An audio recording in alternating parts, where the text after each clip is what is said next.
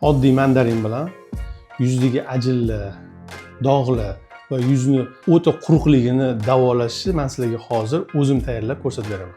Bizga kerak bo'ladi bir nechta mandarin, po'chog'idan ajratib, mevasini qoldiramiz. Bizga faqatgina po'chog'i kerak bo'ladi. Mandarinni po'choqlarini, demak, suv solingan idishga solib qaynatamiz yarim soat 40 minut davomida. Past suvda 30 minut 40 minutga qoldiramiz. Tayyor mahsulotni tegini o'chiramiz va sovutamiz. Sovigan holda, demak, suyuqlikka diskli vata bilan, demak, bo'ktirib, yuzimizga asta-sekin sursak bo'ladi.